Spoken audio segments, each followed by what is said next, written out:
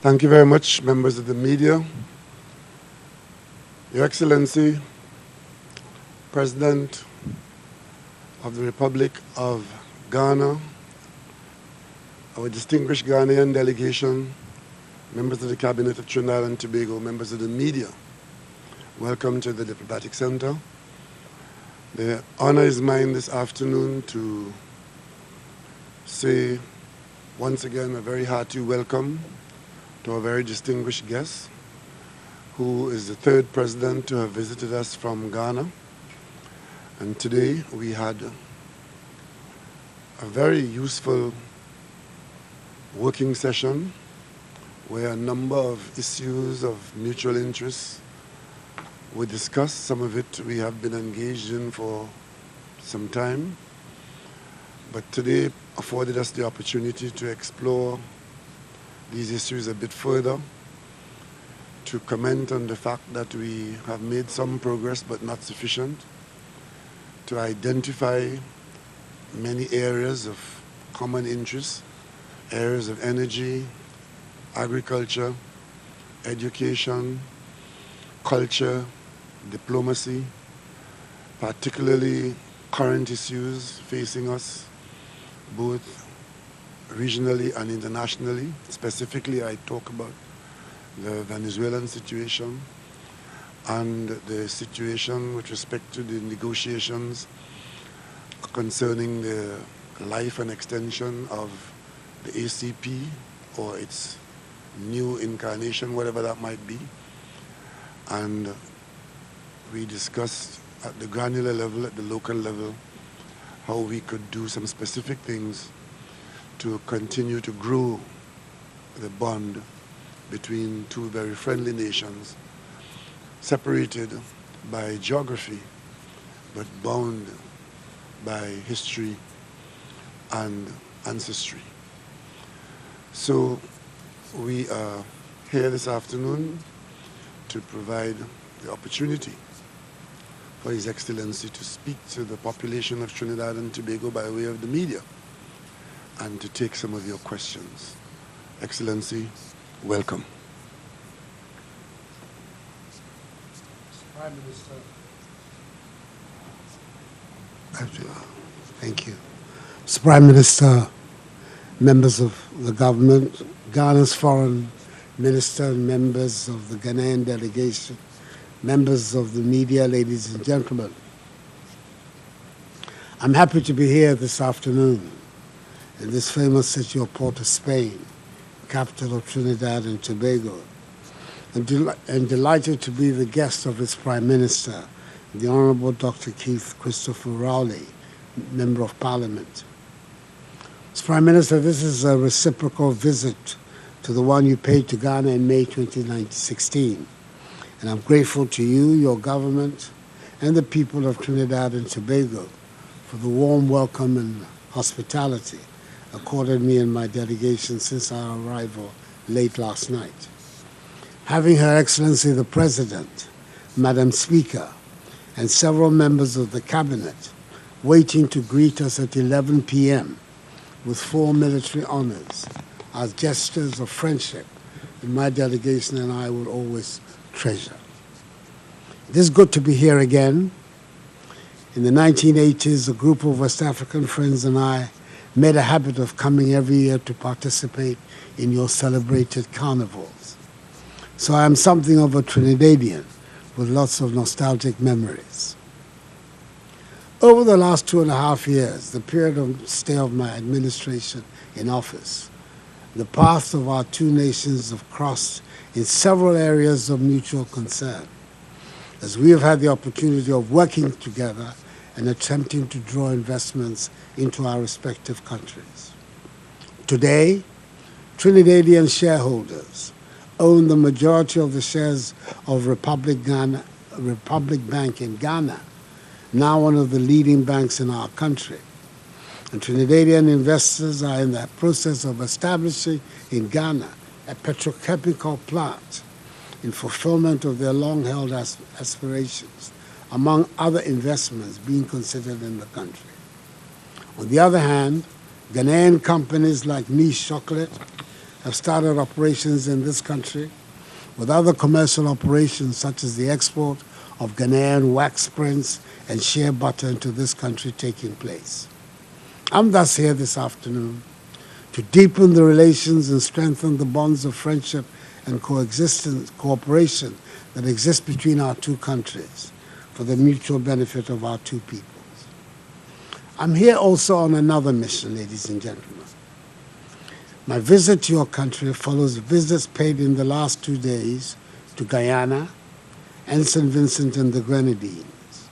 So as I'm sure you must have heard by now, we in Ghana have declared this year, 2019, as the year of return.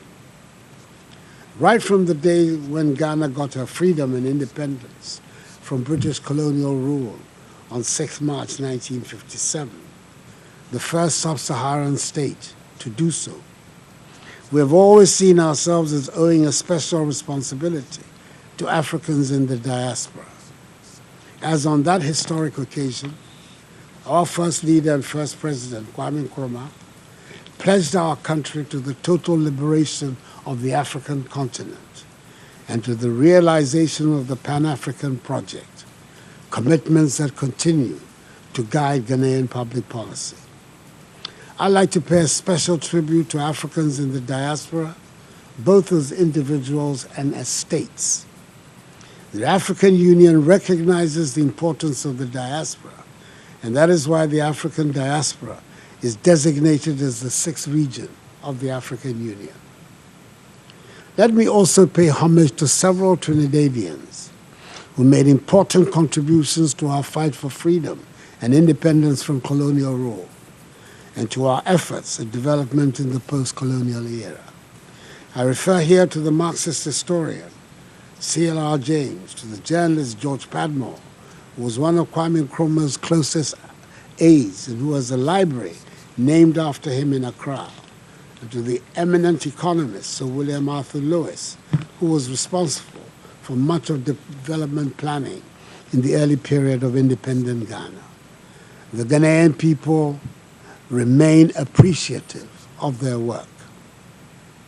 Trinidad and Tobago might be a big and leading player in the oil and gas sector these days, and Ghana is hoping to increase our collaboration in those fields with Trinidad and Tobago. But for some of us, especially of a certain age, you'll forgive me if the first thing that comes to mind at the mention of Trinidad and Tobago is calypso. Let me therefore pay homage to some of the great Caribbeans who have kept us entertained: Lord Kitchener, Lord Biggener, Sparrow, Calypso Rose, and the others.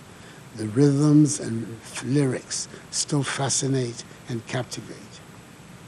Ladies and gentlemen of the media, we're marking the 400-year anniversary of the first recorded arrival in 1619 of the first 20 enslaved Africans in the Commonwealth of Virginia, which was to become a part of the United States of America, initiating some of the most barbaric episodes in human history: the transatlantic slave trade and slavery. I launched the commemoration of the Year of Return at a ceremony last October in Washington, USA. It has been 400 years of a remarkable history of unassailable triumph over unbelievable adversity. The black people have built and contributed to the success of the Americas and the Caribbean. And even though they did not willingly make the journeys in the 200 years of the slave trade, once there, they were and have been an integral part of the success in their new homes, even though they have not benefited as much as they should have from their toil. For many of the millions of the descendants of these unwilling travelers to the Caribbean, Africa remains a continent of deep emotions and unresolved questions. We want to make Ghana the focus for this anniversary, to enable Africans in the diaspora have a target area to come to. Ghana recognizes this unique position as the location for 75% of the slave dungeons built on the west coast of Africa. through which the slaves were transported. We have a responsibility, and we do extend a hand of welcome back home to Africans in the diaspora. We're hoping that the year would prove to be a joyful and learning experience all round for all of us, especially in affirming our determination that never again should the African peoples permit themselves to be subjected to such dehumanizing conditions, sold into slavery, and have their freedoms curtailed in order to build up forcibly countries other than their own and create wealth for the people of unknown lands to which they were sent, wealth from whose enjoyment they were largely excluded. We also want to use the events of this year to solidify our relations with our kith and kin, descendants of Africa, here in the Americas and the Caribbean. After the launch of the Year of Return, we continued with the December 2018 Full Circle Festival, involving over 70 African American celebrities visiting Ghana to reconnect with their ancestral heritage. They were able to view Ghana, and indeed Africa, from their own lenses and were able to eat, feel, see.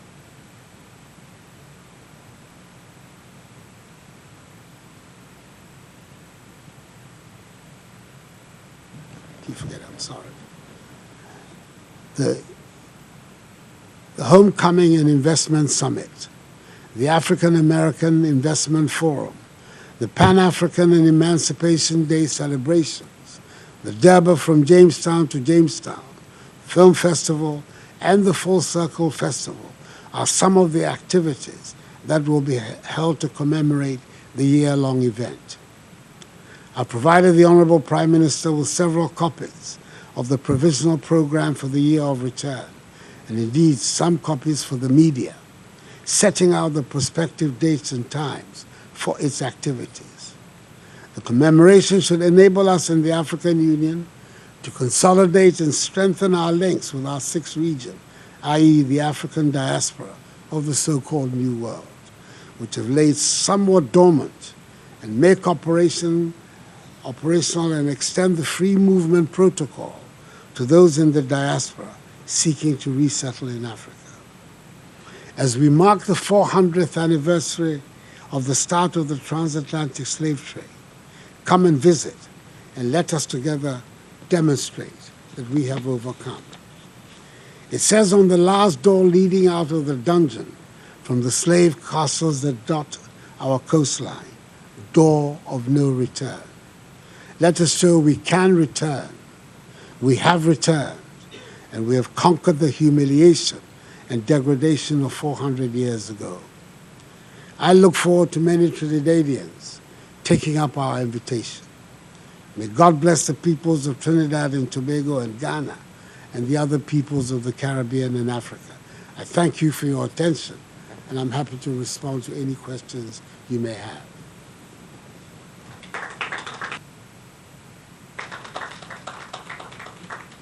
Thank you, Excellency.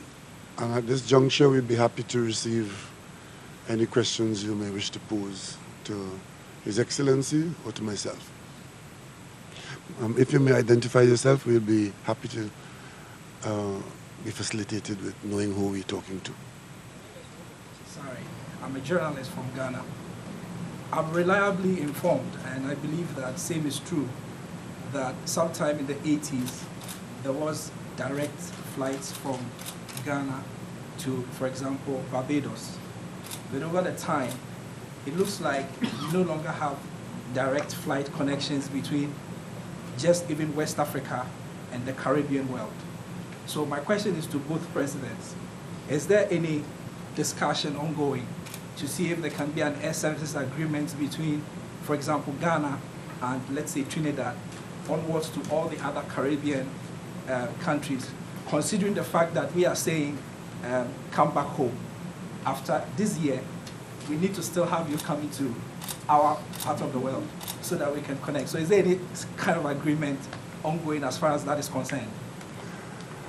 I couldn't confirm scheduled flights having been part of or arrangement, but I do know that there were instances of cross-Atlantic flights.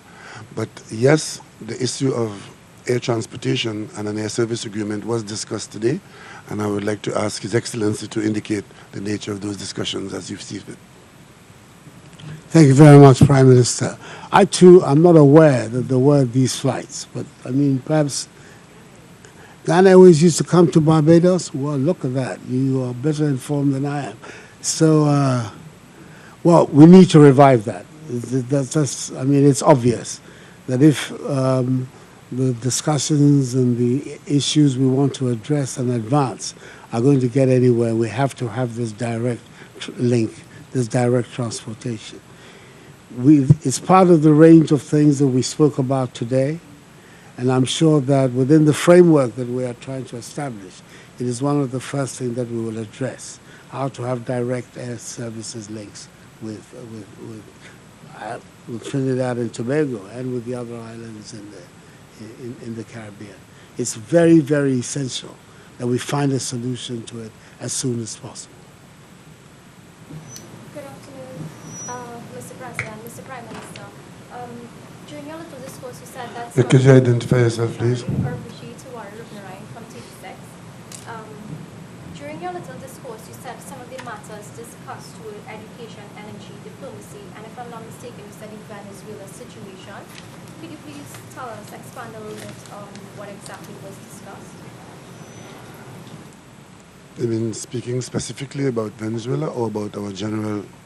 Well, we discussed an acknowledgement that there is a problem in our region emanating from conditions in Venezuela, which has impacted Trinidad and Tobago and the CARICOM and the wider region. We in CARICOM see this matter as requiring international attention. As you would know, our first response from CARICOM was to go to the United Nations General Secretary General's office. That means that we have indicated to the rest of the world that this development requires the attention of others. And as we did so, we had the opportunity to speak to a number of countries, informing them of our position and our concern, and inviting them to pay attention to it. Among those countries invited were countries of the OAU, and particularly South Africa and others. And that is part of our diplomatic response to the Venezuelan situation, requiring international response from the United Nations. Ghana is a country that has a lot in common with Trinidad and Tobago with respect to our diplomatic positions. So we discussed it in that context. And as the international efforts are being made to bring about dialogue within the Venezuelan context, between Venezuelans, other countries of the world are trying to encourage them. And Ghana's role as a leading West African and African country, and on behalf of not just Ghana, but the Caribbean and Venezuela, Ghana would do well to assist in ensuring that there are diplomatic initiatives maintained towards a peaceful solution and a speedy solution to the Venezuelan problem. Mr. Prime Minister, Mr. President as well, given that the number of migrants estimated to have left Venezuela, I think one human rights organization estimated it to be about 4 million last week. It's a global concern, the movement of Venezuelans out of Venezuela. Did you at all discuss that aspect of it? No, we did not. We just discussed the nature of the source problem and the response from the international community. Just to add, you know that we have already bound in an organization, Africa, Caribbean, and Pacific, so that events that affect any one of the tripartite members of the alliance have necessarily to involve the others. And we're believing that on the African side, whatever we can do also to assist those on this side to be able to have a positive resolution of the crisis in Venezuela, it is our moral duty to do so. On the other part of your question about the diplomatic discussions we've had, you may be aware that at this time, the trading arrangements, the preferential trading arrangements that facilitated trade for the benefit of the African, Caribbean, Pacific nations, the ACP, as a bloc in world trade. There are discussions now at the end of those agreements to be towards a new agreement, and there are moves afoot in some quarters to break up the African, Caribbean, Pacific group as a bloc so that our negotiating power would be diminished.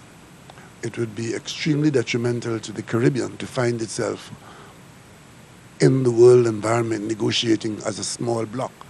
We are better protected and we are stronger as part of the ACP.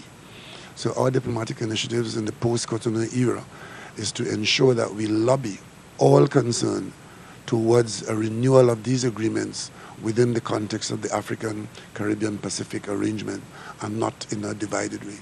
And in that context, the Caribbean relies on Ghana and our colleagues elsewhere to agree with us in this position and let that be our diplomatic response so that as the new agreements are crafted and come into force, that the ACP body is protected and preserved.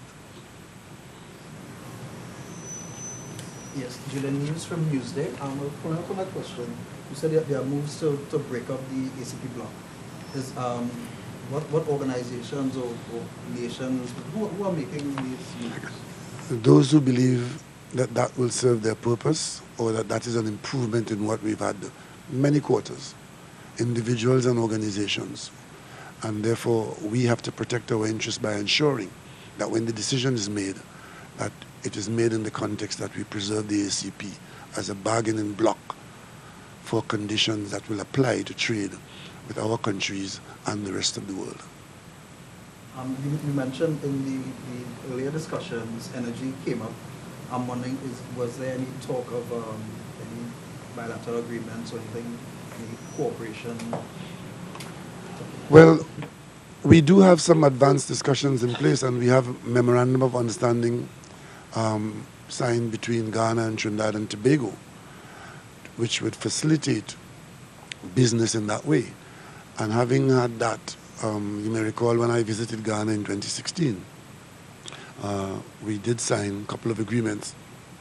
We had heads of agreement between the countries and the National Gas Company, and the Ghana equivalents had signed agreements to proceed to try and work together towards doing business. And we are currently close to an arrangement where some business could come out of that.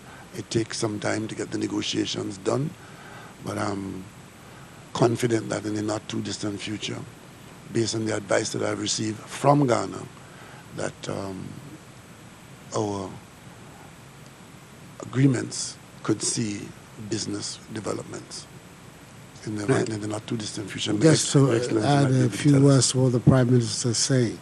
We're aware that Trinidad and Tobago has been in the oil and gas industry for close to 100 years. We're relatively new. So there's every reason why technical cooperation and technical assistance in this area would make a lot of sense for Ghana. So we are very, very committed to the idea of sitting down and working out the actual details of such cooperation and assistance. It is one of the important matters that we addressed today in the bilateral talks that we had. Mr. Prime Minister, I know you mentioned... Yes, good evening. Lisa Hassan Ali from the Trinidad Guardian. Mr. Prime Minister, you mentioned last week that Africans can register. Was this part of the discussions with the President? And also, can you tell me if the issue of Ghanaian migrants at the IDC was discussed? Yes, that came up today, and we did mention last week that we would see what we have. As a matter of fact, it turns out that there's only one Ghanaian in our immigration detention center. And I did say to His Excellency today, speaking for the Minister of National Security, and based on the commitment made, that in honor of the presence of the President of Ghana here, we would do what I said last week would be done, which is providing there are no criminal labels attached to this individual, that we would use the provisions under the authority of the Minister of National Security to have such person put out into the population of Trinidad and Tobago. We do have a few Nigerians there as well, not many, but they have been there for quite some time. And the main reason why they're there is because of the logistics of deportation, extremely expensive and difficult to obtain, even with the cost being paid. So we take the opportunity to deal with that matter once and for all for these few people, as long as there are no criminal associations involved. Yes? Just on continuing on that question, I know when the issue was raised in Parliament, the National Security Minister, he said he had to, well, I think take a note or take something to the National Security Council. Has that been done? Not yet. These are the formalities, but the decision to do so is pretty much taken once there are no impediments. So the paperwork would be done.